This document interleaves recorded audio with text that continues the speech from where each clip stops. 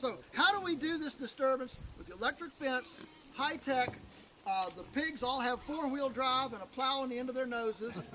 And the way we time it to create the right amount of timing is with that feeder over there, which runs at 1 ton per quarter acre. If you leave them for longer, then it turns into weeds. If you leave them shorter, it reverts to brambles and woods. So there's a sweet spot of disturbance that awakens the latent seed bank to germinate and freshen up and create more diversity and biomass production than would be here otherwise, as you can see in the paddock adjoining that they're going into. So they're only here 3 visits per year. We only touch a single paddock 3 times a year. So there's a short disturbance and then a long rest period. Short disturbance and long rest period. And that's what creates then these silver pastures. Now, one of the things that's I think important here to understand is we're standing here amongst whatever, 40, 50 pigs. There's no flies, there's no odor, there's no nothing. In fact, it's so embedded and nested into the landscape that if I didn't tell you they were here, if you were driving down the road at 60 miles an hour, you wouldn't even know there were pigs here.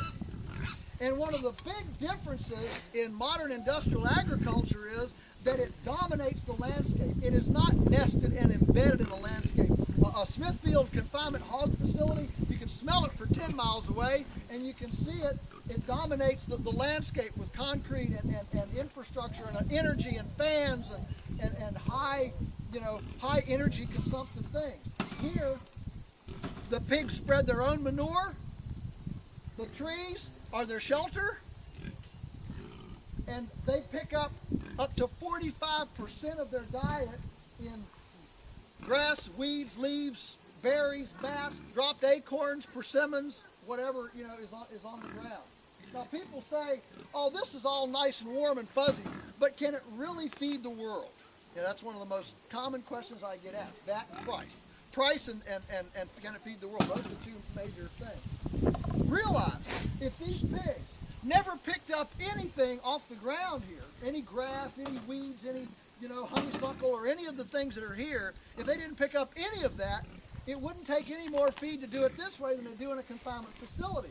The only difference is that you're seeing all the landscape. What the industrialists don't show you when they show you that big Smithfield confinement hog farm, and they say, "Look how efficient this is, growing all this food in this tiny footprint," they don't show you the square miles of subsidized erosive grain required to enter that hog house, and they don't show you the square miles of land necessary to receive the excrement generated by that hog house.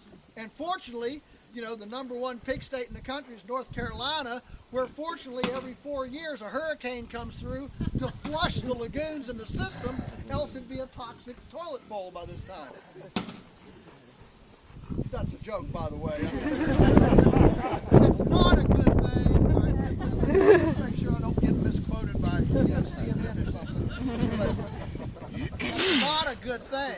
But the industry views that as their salvation. When the flush comes and all the lagoons go out to sea. So here you're seeing all the land, okay, and so the land use is the same. You're just seeing it all.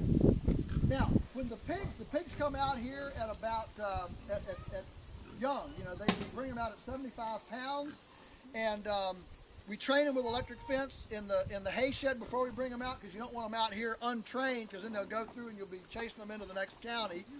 So we train them at the house for several days with an electric fence with a big heavy spring on it, so they can hit it and it doesn't break it.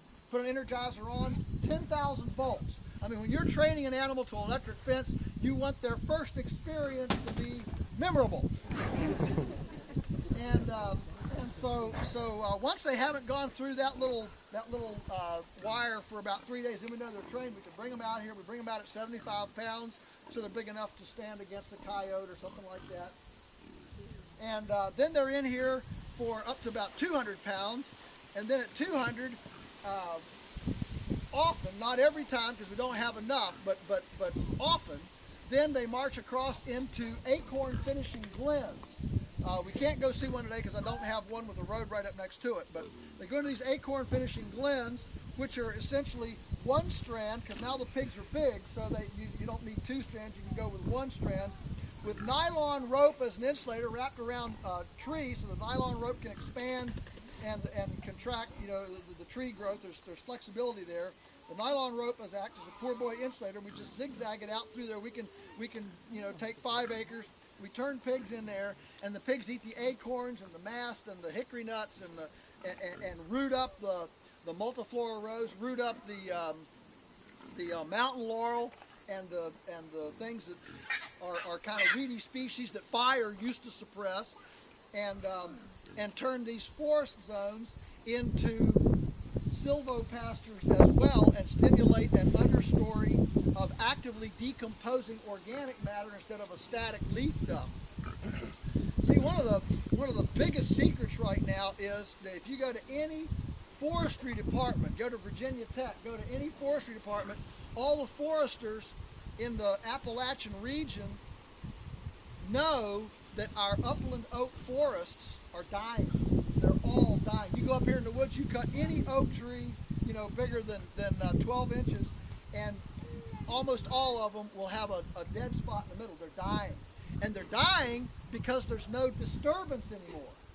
That's why they're dying. There's no disturbance. And we have this radical no-cut policy, and so they're all dying because of lack of disturbance.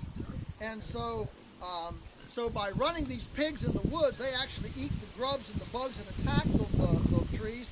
They root out the weeds, bring in the grass, and convert $500 worth of acorns and mast into pork, and help the tree health by disturbing it one time a year, like a herd of bison would have 500 years ago as they went through. And so this is healing the forest as well as stimulating more production on the ground.